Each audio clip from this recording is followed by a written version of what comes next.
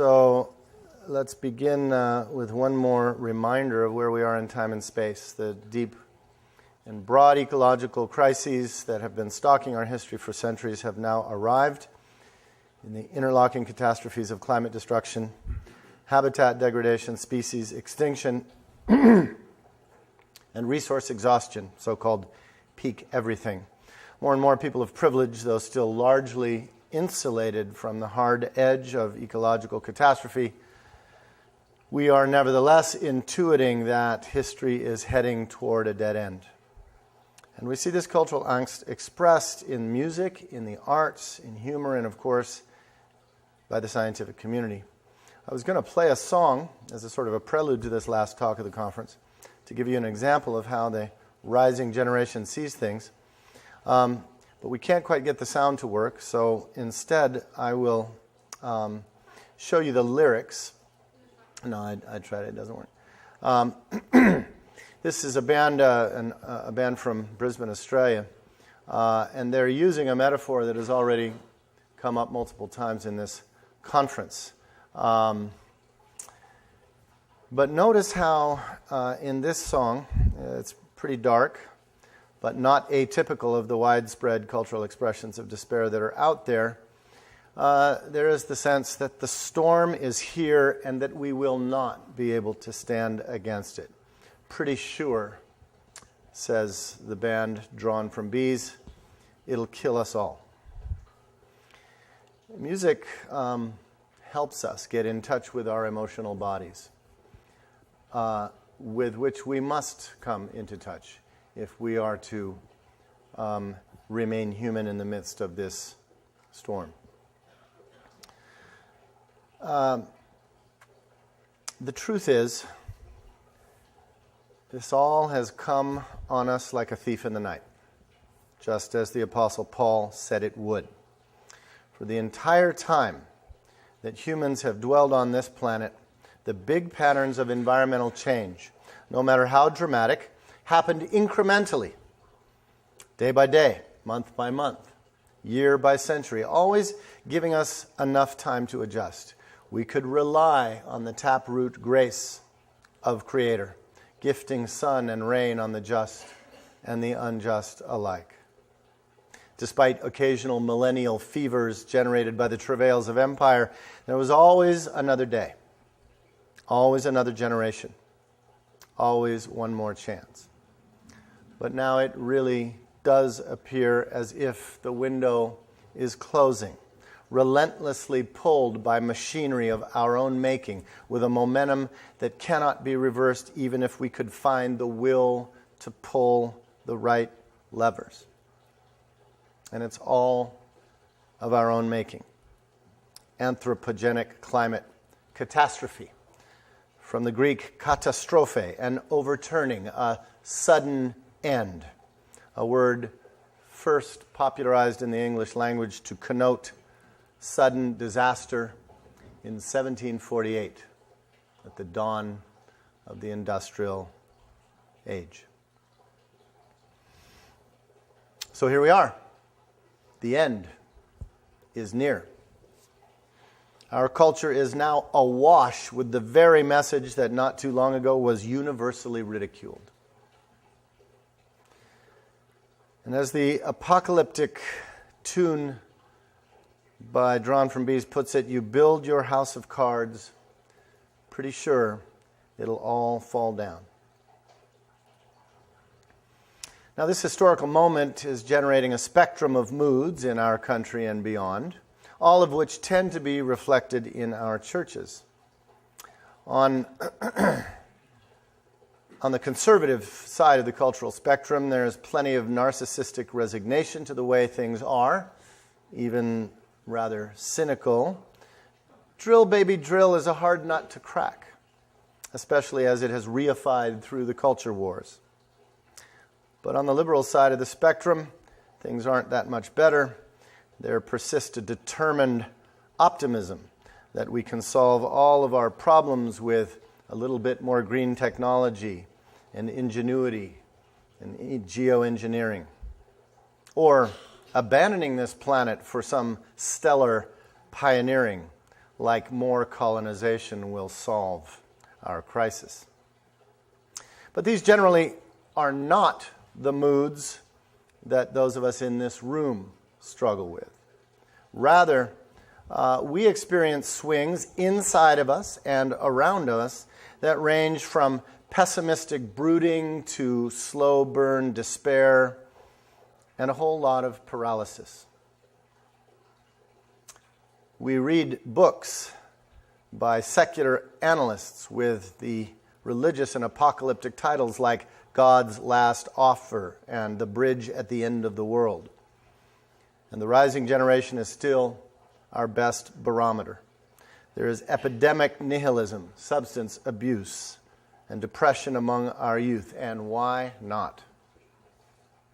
There are also, of course, young people who are trying to face the music by asserting fierce hope, dancing in the teeth of disaster, as is the case of our sister Tevin East. Still time, by the way, to slip her a check before we all go home to support her amazing ministry. Tevin, just raise your hand. Let's give you a little love one more time.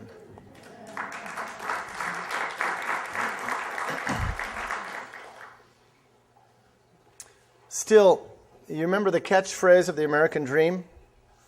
Used to be the future so bright, I gotta wear shades. Remember that? You know what young folk today talk about?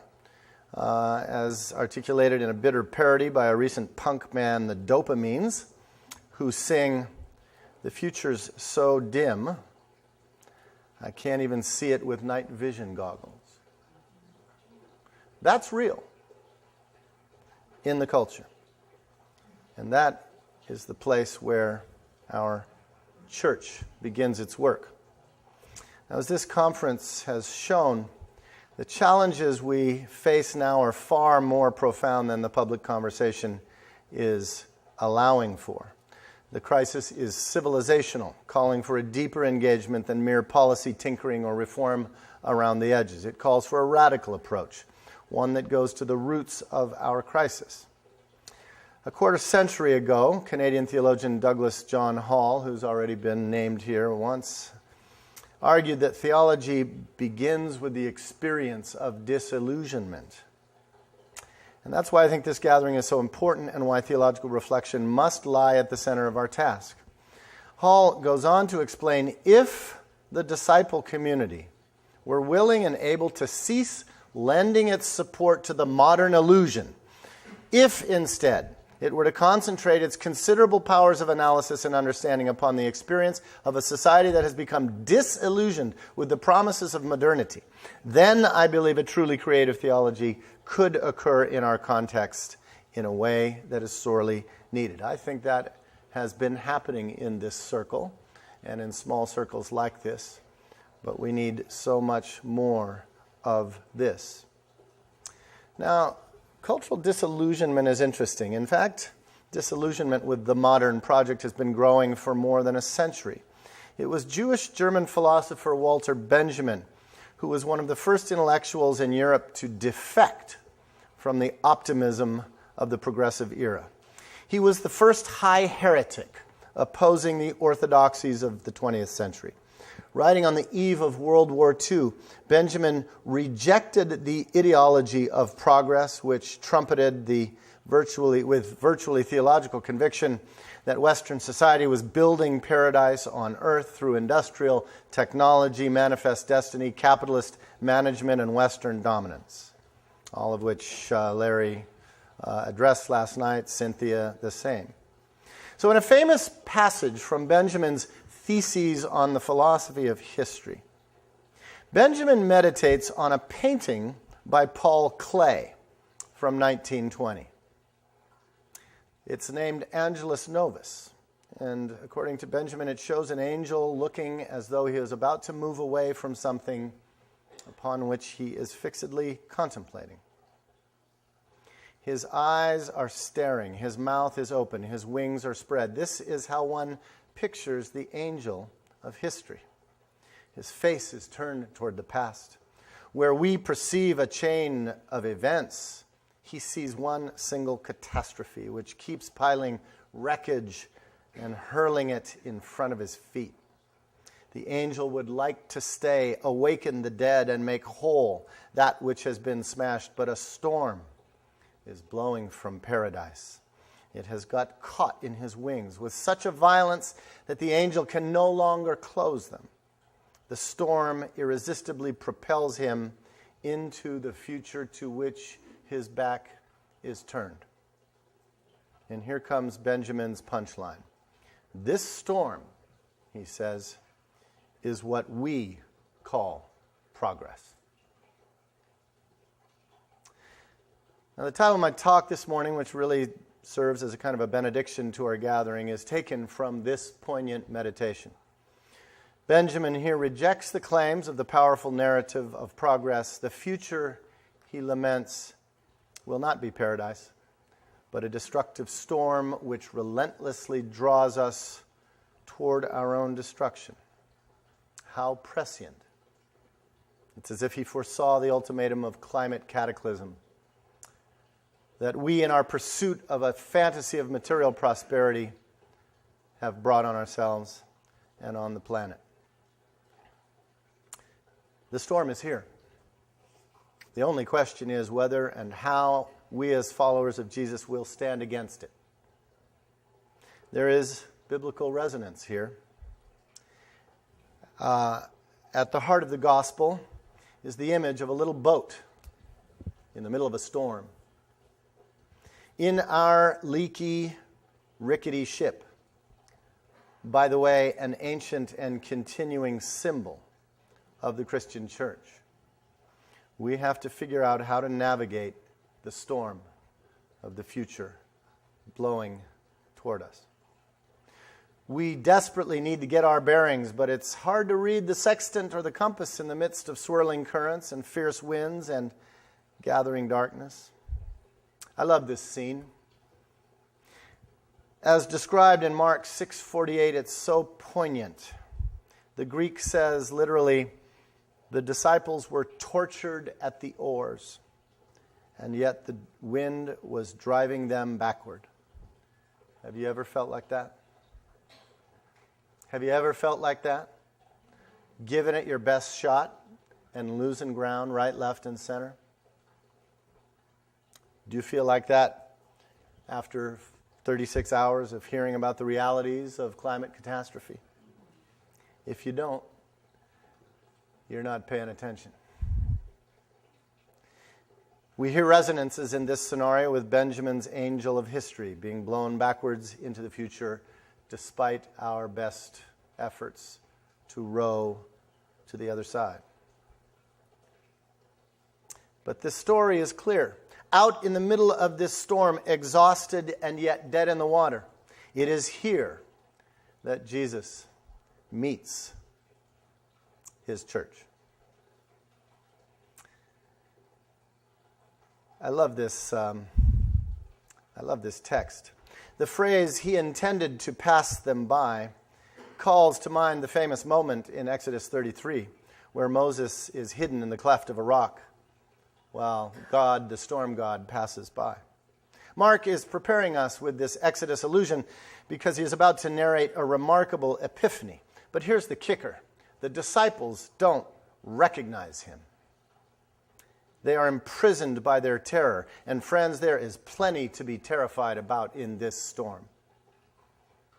And the last thing we need is the ghosts of false hope.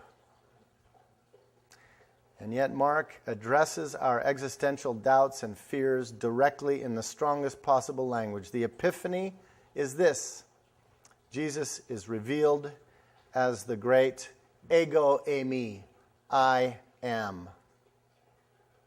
The name, nothing less, of Yahweh in the Hebrew Bible, as narrated in Exodus 3.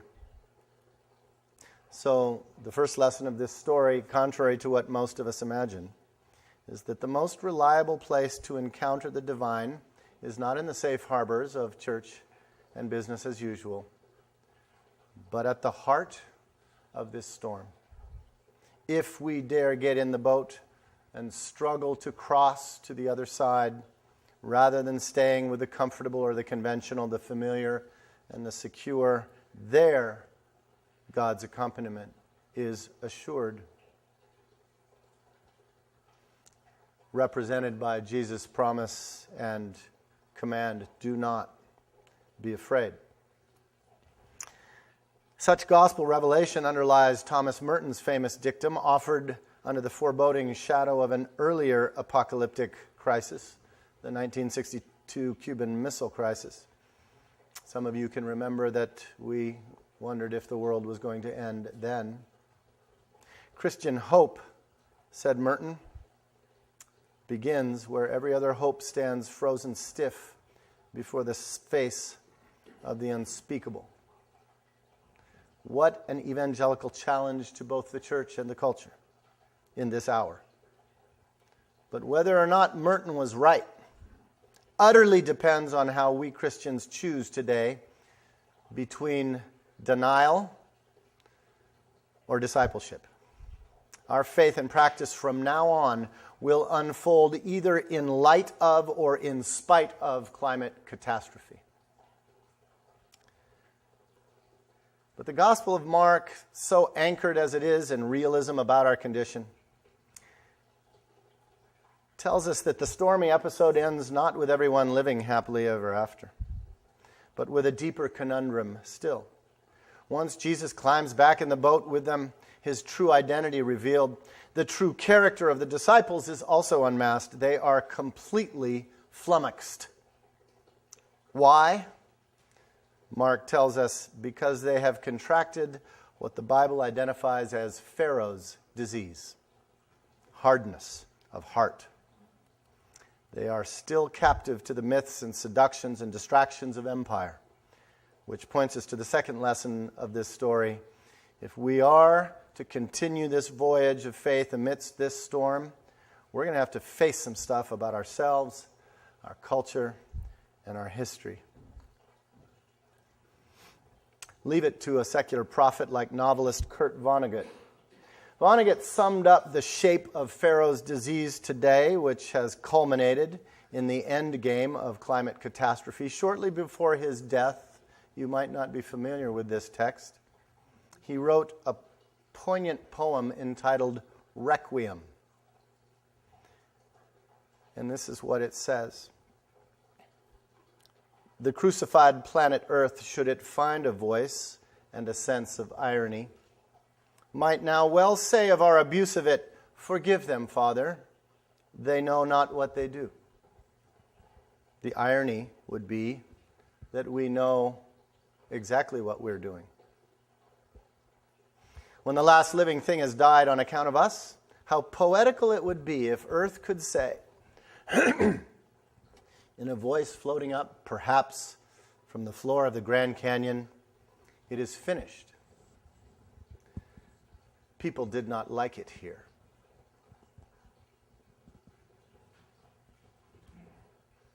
It's a profound and disturbing question. At the end of the day, are we ruining our planet because we don't like it here? Wendell Berry would resonate. After all, he's been arguing for decades that what has led us to climate catastrophe and soil infertility and aquifer depletion and all the rest ultimately is because of an absence of affection. So here at the close of this gathering, I want to suggest that affection is the issue. And affection is ultimately eroded by abstraction. And while we've reveled these last 36 hours in constructive and critical theological reflection of some of the very best kind available in North America by our sisters and brothers, I fear still, friends, that there is still too much abstraction in our bones. We in our churches still like to float just a few inches off the ground. We have a long, long history of that. So I want to advocate for a paradigm for faith and practice that is intrinsically and indivisibly concrete and contextual and grounded. Now, we had a great workshop yesterday on organic farming and vermiculture and humanure. We were talking shit out there. We were talking about how composting might be part of what can save us. And our workshop leader, one of my oldest friends, began, of course, talking from Wendell Berry. Wendell Berry has been the foremost Christian voice addressing the epidemic of alienation in North America for decades, pressing a diagnosis of pathological rootlessness that has brought us to this point. And yet, despite the gravity of our crisis, Wendell Berry also warns us against high-concept analysis that calls for grand top-down solutions. And this is a quote that Sandy read yesterday at the beginning of the vermiculture workshop. We have been indoctrinated with the idea that every big problem has a big solution. The idea that somebody could come up with a big solution to a big problem, however, is always dangerous. It always makes for trouble, and we're always surprised by the trouble they make. The big problems we have now are going to be solved, if they are ever solved, by hundreds of people accepting local responsibilities for small problems. Now, I accept that that's a little counterintuitive these days. We're looking to big corporations and big politicians and big coalitions for the big solution to this ginormous problem. But what if the answer lies beneath our feet? In a controversial article Wendell Berry wrote a quarter century ago, he asserted that global thinking is often a euphemism for abstract anxiety or passion of the privileged that are useless in struggles to save real places. The question that must be addressed, he contended, is not how to care for the planet, but how to care for each of the planet's millions of human and natural neighborhoods, each of its millions of small pieces and parcels of land, each of which is in some precious way different and yet connected to all the others. But this isn't a localism that denies the wider crisis, because Berry recognizes no place on earth can be completely healthy until all places are. So I want to reflect in this closing meditation on why I think it's important to acknowledge that environmental theology, which has frankly made a real impact on our churches. That's why we're having this gathering. That's why we're talking. That's why we have fabulous groups like Interfaith Power and Light and the many denominational green advocacy groups, Green Faith, and so on. A lot is happening in our churches compared to 25 years ago. Let's consider that real deepening of our faith. And yet I fear that so much of our discourse around creation care is still too abstract, too generalized, too uncontextual. After all, our practices are not yet remotely the moral equivalent of the crisis we face. Vonnegut's lament about affection brings to mind something that Senegalese environmentalist Baba Dioum said way back in 1968. To paraphrase his argument, we won't save places we don't love. We can't love places we don't know. And we don't know places we haven't learned.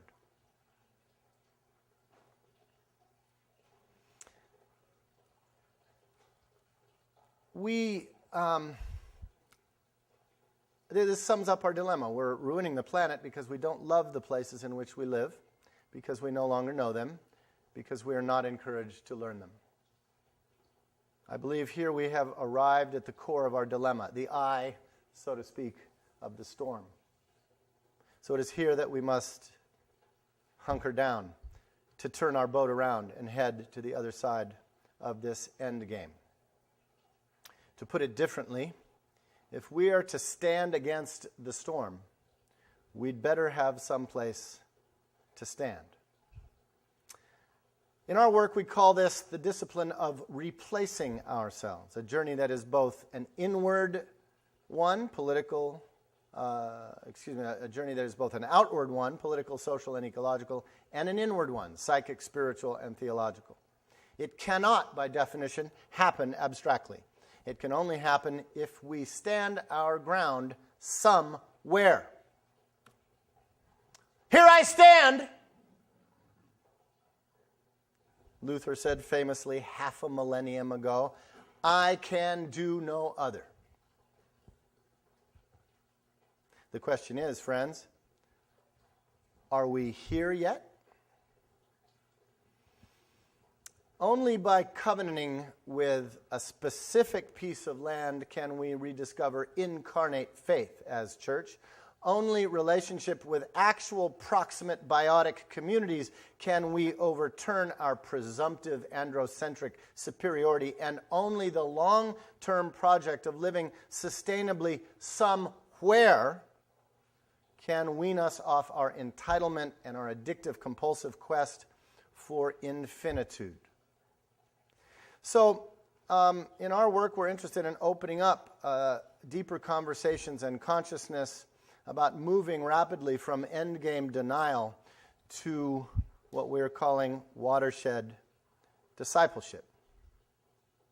Here is what we mean.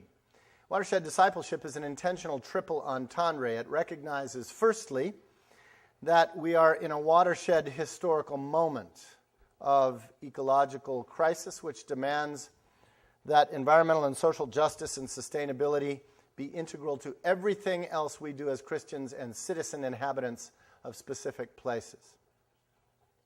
Secondly, it acknowledges, perhaps for the first time in our Christian history, that an incarnational following of Jesus is inescapably located in a watershed. No exceptions. All of our work as church is watershed placed, whether or not we are conscious of it. And thirdly, and perhaps most challenging, it implies that we need to become disciples of our watersheds, to learn them in order to know them, in order to love them, in order to save them.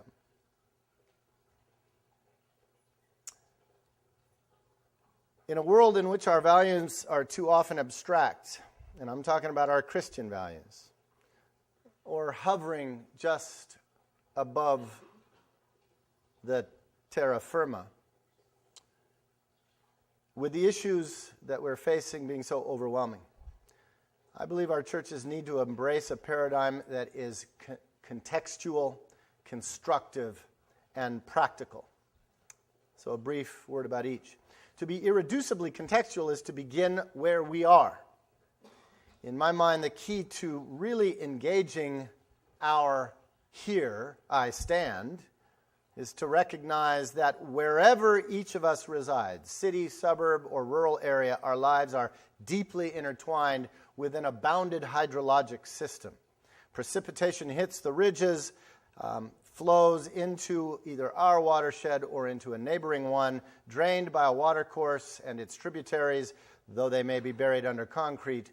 The area covered in the water's journey from its origination in the natural hydrological cycle to its end point in a particular body of water, such as a pond, lake, or ocean, is our watershed. And it is made up of a unique mix of habitats that influence each other, including forests, wetlands, fields, and meadows, rivers and lakes, farms and towns. Each of us lives in one, friends. No exception. That is our here.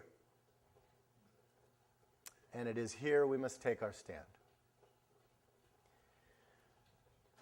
Our watershed, says permaculturist Brock Dolman, goofy guy in the lily pond there, up in Northern California. It is our basin of relations. Watersheds, he argues, underlie all human endeavors and form the foundation for all future aspirations and survival. And then he cups his hand. He says, the idea is like one of a cradle or a lifeboat.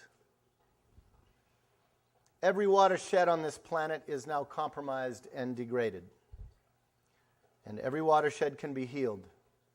But first we need to learn it, to know it enough to save it. And then watershed by watershed, we just might be able to heal the planet and ourselves. How many of you can name the watershed in which you dwell? Right? less than a quarter of us. This is what I'm talking about. In my opinion, the best alternative to narcissistic denial or apocalyptic despair or pessimistic nihilism or privileged intellectual speculation on the end of the world is the constructive public discourse that has developed over the last decade by the growing transition movement. Defined as a grassroots network of local communities who are working to build ecological resilience in response to peak oil, climate destruction, and economic instability, the transition movement provides frameworks and practices that seek to awaken citizens to responsibility in the face of this historical ultimatum. The question, therefore, facing us as church is, what does it mean to be a transition church? That's the only question that matters right now, friends, I would argue. What does it mean for us to be a transition church right now? To be on the forefront, on the vanguard of transition. To be a demonstration project for resiliency. The first book just came out a couple of years ago on transition movement for churches, came from the UK, which is where the transition movement was born, and it came from one of our best theologians, Tim Gorringe, a Bartian of all things.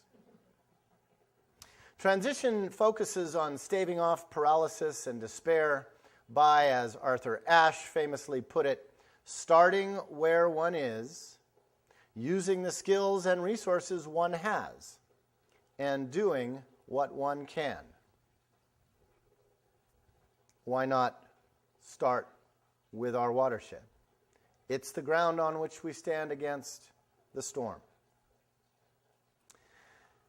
This proposal for watershed discipleship is intrinsically practice-oriented, moving beyond idealist or overly theoretical distractions, which are still much too much part of the culture of church. It's about discerning, promoting, and facilitating real, alternative, sustainable lifeways, big and small, at the level of the household, the neighborhood, the city, and the region. Pictured here, as you know, is the well-known map of possible paths facing us under the ultimatum of climate catastrophe, famously plotted by permaculturist David Holmgren. And the only path that matters is the one of creative descent, or what he calls earth stewardship. That is the way of discipleship for us, to embrace creative energy descent. Does that mean struggling for this at a policy level, at the county and state and federal and international level? Absolutely. Does it mean promoting large global movements and huge marches in New York? Yes, it does. But we also don't have the luxury of waiting for the majority to get it. Our discipleship commences not somewhere, sometime. In the famous inaugural call of Jesus in Mark's Gospel, the kingdom of God is here and now. To follow Jesus at a watershed scale should underlie all of our other advocacy and organizing, educating, and imagining endeavors, which we must be involved in. But without watershed discipleship, it won't be grounded, and it won't ultimately rise from affection. We're going to need some new tools for this work. I believe the bioregional paradigm can help us in our search for an approach that is intrinsically contextual, constructive, and practical.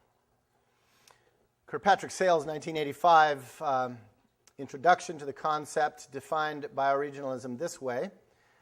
Bio is from the Greek word for forms of life, region from the Latin regere, territory to be ruled. Together they convey a life territory, a place defined by its life forms, its topography, and its biota, rather than by human dictates, a region governed by nature, not by legislature. And if the concept initially strikes us as strange, that may be perhaps only a measure of how distant we have become from the wisdom it conveys. We might add, theologically, that such a way of conceiving territory is much more fundamentally theological than the political abstractions of modernity. We have lost our way as creatures of God's biosphere, and only the map that is woven into creation will be able to lead us.